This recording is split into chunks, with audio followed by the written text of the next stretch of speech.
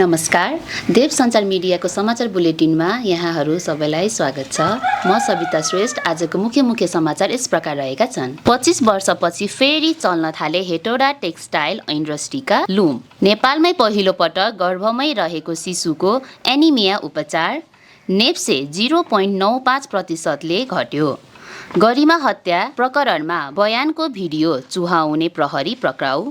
हुम्ला अस्पतालमा औषधि नहुँदा बिरामी रित्ते फर्कने बाध्य। अब पूरा समाचार। 25 वर्षभन्दा बढी समयपछि हेटौडा टेक्सटाइल इन्डस्ट्रीका लुम फेरि सञ्चालनमा आएका छन्। धुलोले ढाकिएका पुराना मेसिन मर्मत तथा अपग्रेड गरिँदैछ। हाल 10 वटा लुमबाट कपडा उत्पादन भइरहेको छ भने 3 वटालाई अटोमेटेड टेक्नोलोजीमा रूपान्तरण गरिएको छ।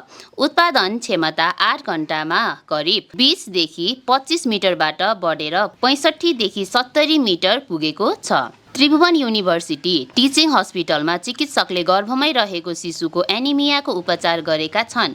नेपालमा पहिलो पटक गरिएको भनिएको यस उपचारमा 6 महिनाको गर्भ अवस्थामा एनिमिया पहिचान भएपछि प्लासेन्टा मार्फत शिशुलाई ओ नेगेटिभ ब्लड दिइएको थियो। उपचारपछि शिशु 8 महिनाको गर्भ अवस्थामा पुगेको छ र विशेषज्ञ टोलीले निरन्तर निगरानी गरिरहेको छ। साताको अन्त्यमा नेप्से 0.95%ले घटेको छ। बजार पुँजीकरण करिब रु 43 अर्बले घटे पनि साप्ताहिक कारोबार रकम भने करिब 15%ले बढेको छ। बजारमा दबाव कायम रहेपछि लगानीकर्ताले आगामी कारोबारमा सुधारका सङ्केत खोजिरहेका छन्। 3 वर्षीय गरिमा चौधरीको रेप तथा मर्डर प्रकरणमा नाबालिग आरोपीको बयानको भिडियो खिचेर चुहाएको आरोपमा एक प्रहरी पक्राउ परेका छन्। भिडियो सोसल मिडियामा फैलिएपछि संवेदनशील सामग्री प्रहरी नियन्त्रणबाट कसरी बाहिरियो भन्ने प्रश्न उठेको थियो। प्रहरीले भिडियो खिच्ने प्रहरीलाई नियन्त्रणमा लिएर आपराधिक कारबाहीको तयारी गरेको छ भने अन्यको संलग्नताबारे पनि अनुसन्धान भइरहेको छ।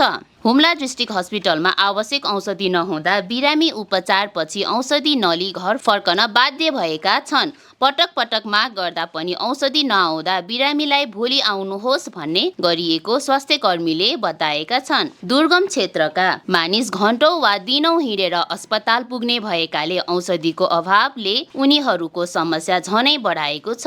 सरकारले औषधि आपूर्ति तत्काल सुधार गर्नुपर्ने देखिएको छ।